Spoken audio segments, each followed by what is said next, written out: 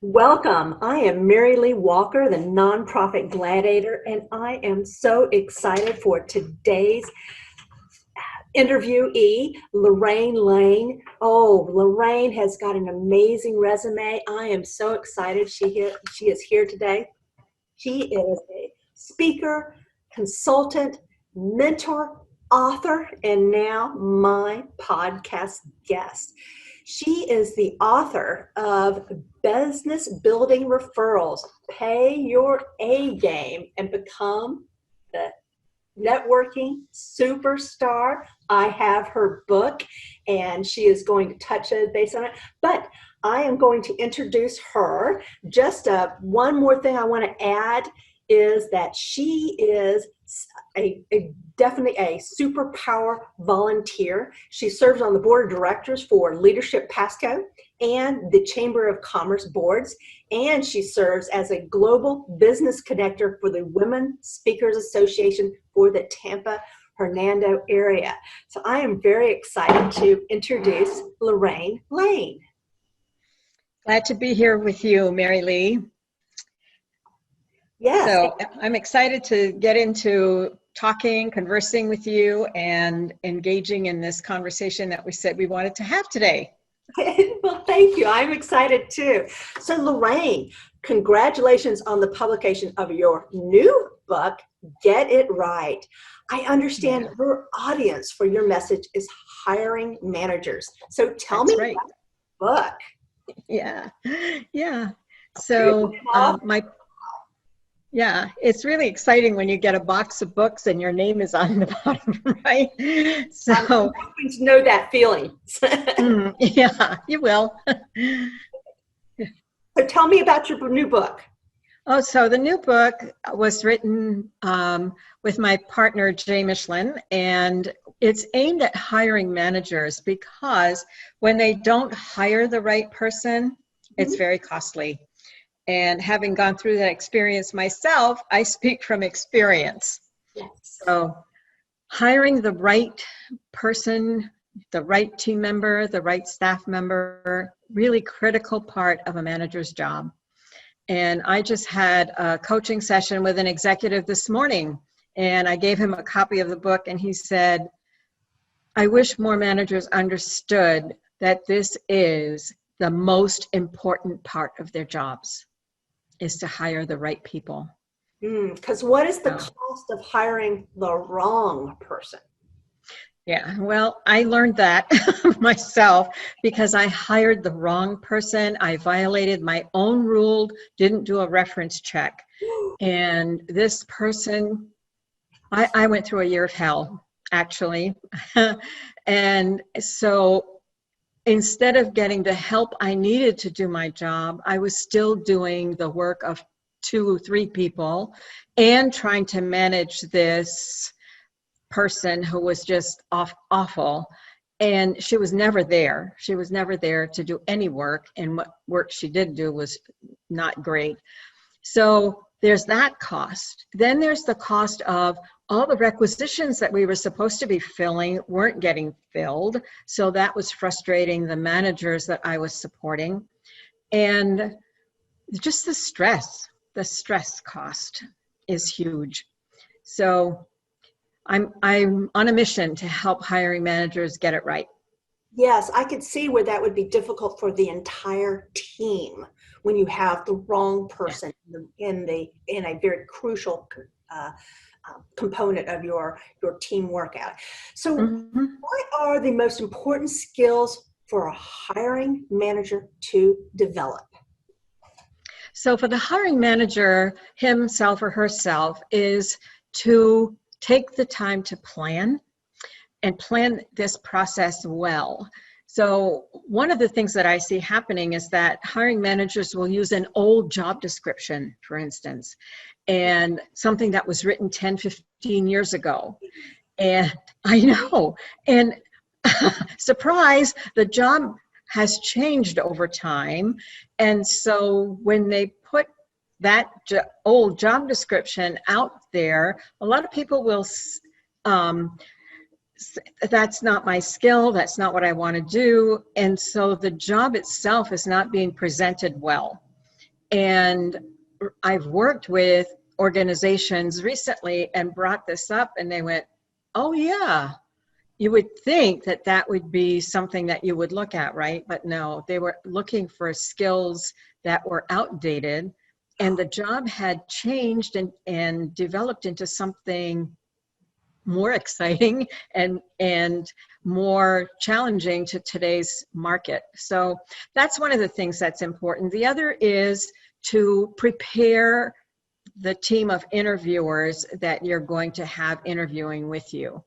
Because when managers don't do that, a lot of times your interviewing team will ask the same questions to the candidate instead of really saying, you interview for this skill or you interview for this competency. They don't get together and have a plan. How are they going to do that?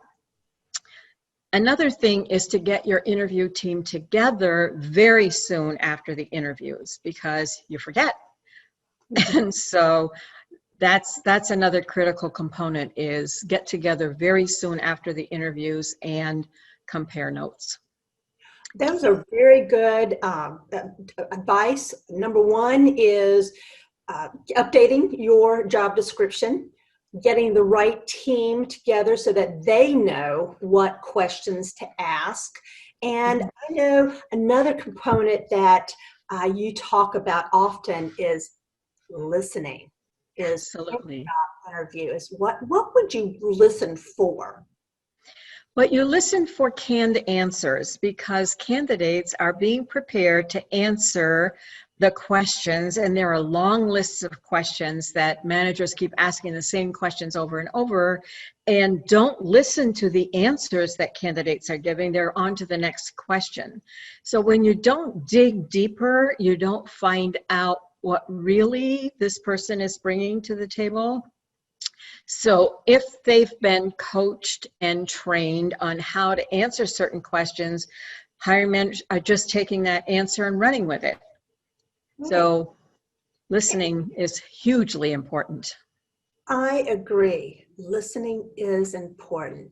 Now, do you think this applies to nonprofit organizations in their hiring as well as for-profit businesses?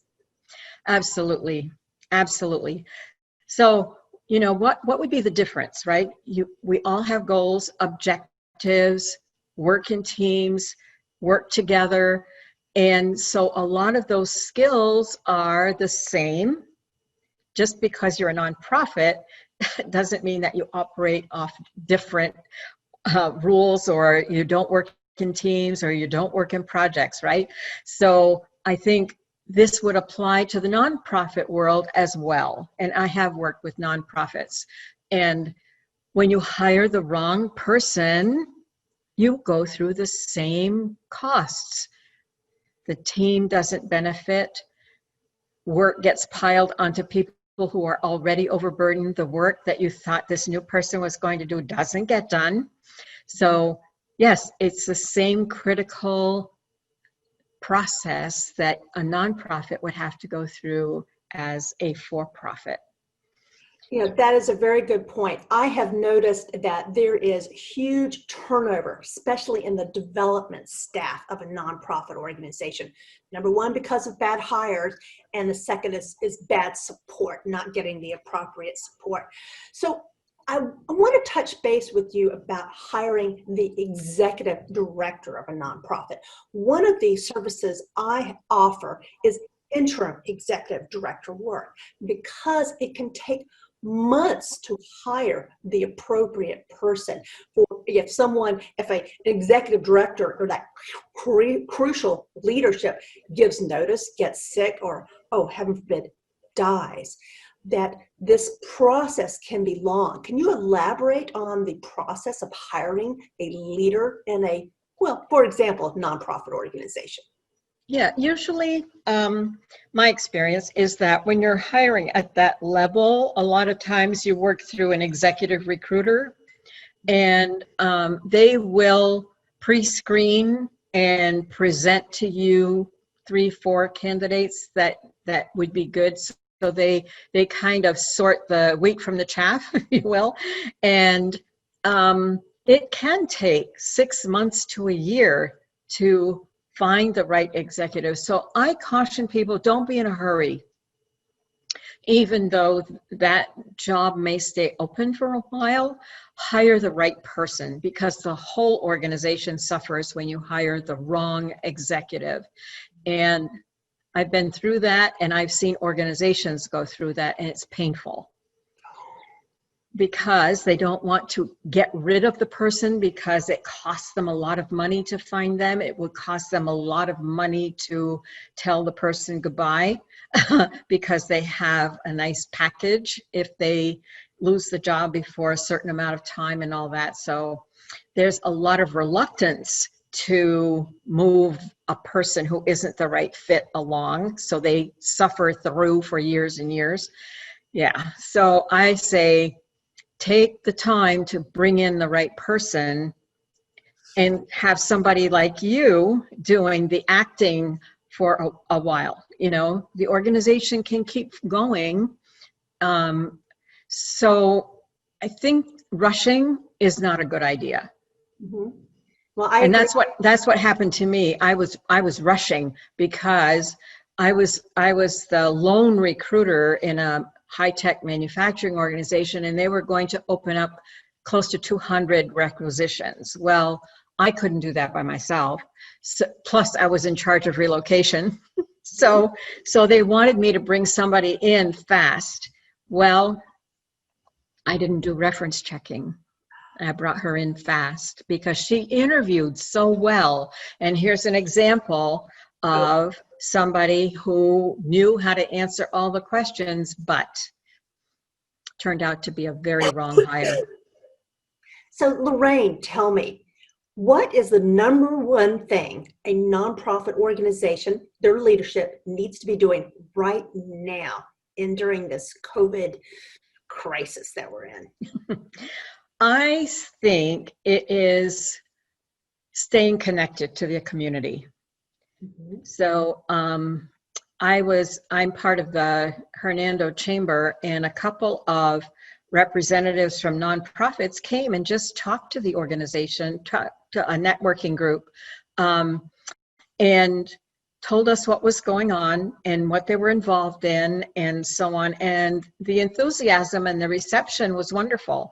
And they asked for things that people could do to help them. And people were, okay, so how do I reach you? How do I do that?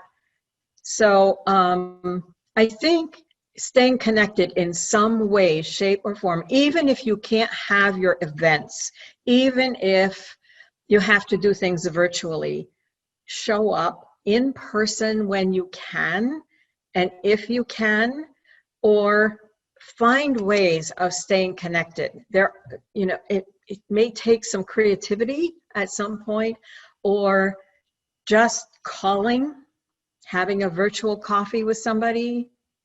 Use the phone for what it was designed for. It's actually a phone. I know we use them as computers and everything else, but it is a phone. So I've made it a practice myself to call at least a couple of people a day just to checking in, seeing how they're doing, and it leads to amazing conversations. So I think that's the advice I would have. Stay connected. Let people know you're still there. Oh, that is very good advice from Lorraine Lane, author, coach, and this is her book, The Business Building Referrals by Play Your A Game and Become a Networking Superstar. And yes, being connecting is part of that. So tell us, you have 2 books out. How can we purchase these books? You can go to Amazon. They're both available as paper copy and on Kindle. And I'm available if anyone wants to reach me through my website, lanebc.com, or my email is Lorraine with 2 R's @lanebc.com. Well, Lorraine, thank you so very much for being my guest this You're very welcome. on our my podcast, and I am I'm looking forward to reading your new book that you have out. And thank you again for being my guest today. Thank you. My pleasure. And have a blessed day. You too, Mary Lee.